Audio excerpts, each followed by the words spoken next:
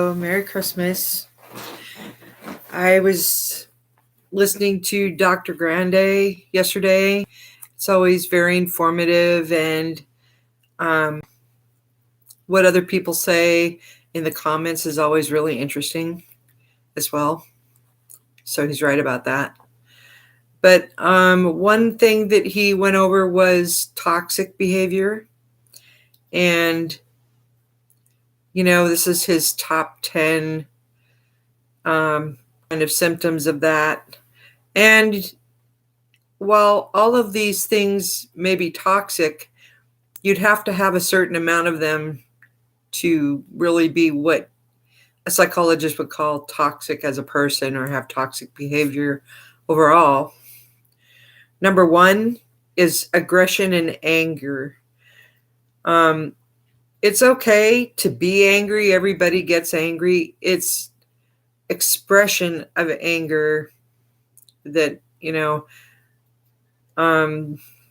whether you're harming someone else through what you say about them, maybe turning other people against them, or yelling or kicking a wall, whatever it is. So that's the number one for toxic behavior. Number two is a lack of empathy or remorse. I know people that are considered empathic actually might feel empathy for someone who perpetrated against them. So a lack of empathy or harming someone or getting even with someone or lessening someone else's life in some way and not really feeling remorse about it. Which makes me want to jump to number 10, which is holding a grudge or being unforgiving. And maybe using that as an excuse to harm someone as well. I mean, there's three things right there that kind of tie together. One psychologist said you have to have 4 of these to really be toxic. But then it depends on the degree too. But then I believe Dr. Grande said 6, but I didn't write that down. So you have to have a certain amount of these. Everybody has these aspects to some degree. So we've got aggression and anger, lack of empathy or remorse, and then being manipulative or deceitful. Like maybe this person you're mad at, you accept gifts from them. Maybe that person gave you heartfelt gifts that they had to work hard for the money to give you, and you're just accepting gifts, but on the sly you're encouraging people to harm them. That's pretty extreme on the manipulative, deceitful scale right there. Extreme position of perfectionism, rigidly sticking to what you feel are the rules, is just as toxic as kind of going against society's norms or what traditionally we're kind of told to do. Number 5, inappropriate affect or coldness.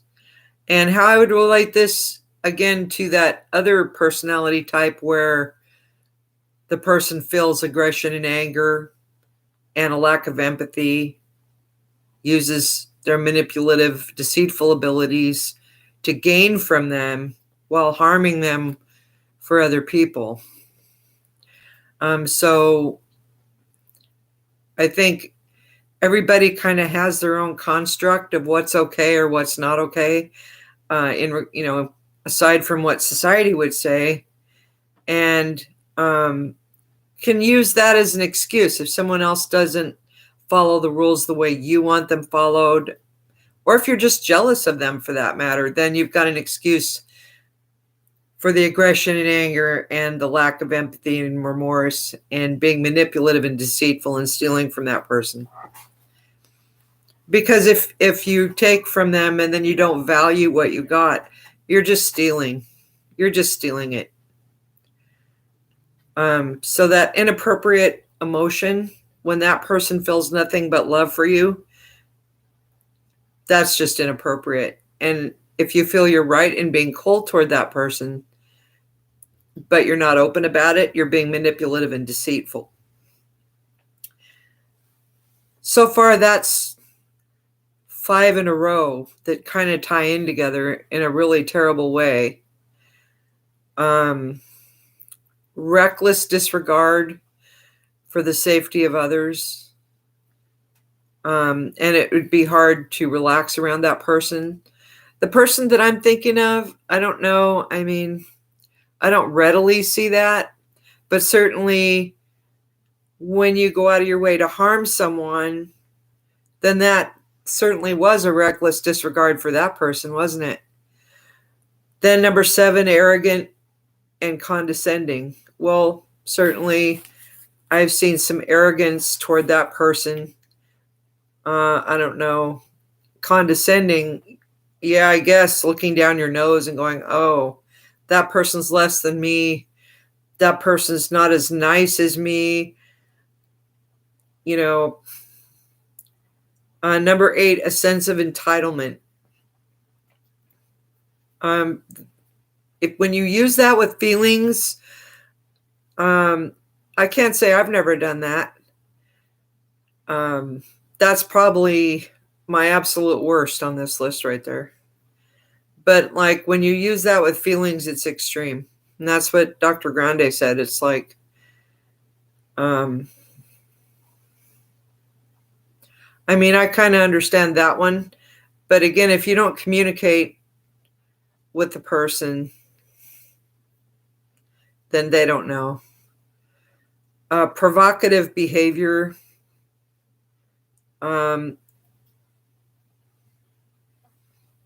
think he said that he meant that in a situation where you're in a relationship and you're dating someone else or open to dating someone else, inappropriate, provocative behavior. And then number 10, holding a grudge and being unforgiving.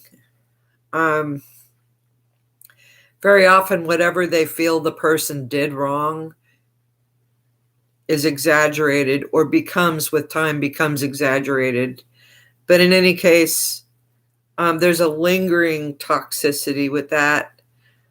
And how long does that go on? It's like you're withholding your love. And if you still want something from that person, then I don't know what to say about all that. I mean, at what point do you want them to be heartbroken? And it has to happen, though, because otherwise that person's just giving and giving. And then, everything you say is a lie. It's extremely toxic. So that's what I had to say today about toxic behavior. Think of how many relatives we've had or friends or even professional people that use something you did wrong in the past against you. And how long is that even appropriate to do? Because nobody's perfect. Everybody makes mistakes.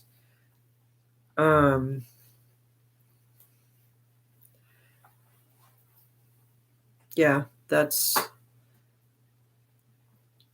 I guess if you're going to use as an excuse someone's toxic behavior or the mistakes a person makes in life, then the best advice I have, if you're going to persecute that person because it makes you feel better, I don't see that exactly on here. Persecuting someone because it makes you feel better. I don't know who that person is. I don't know why anybody would ever do that to somebody. So,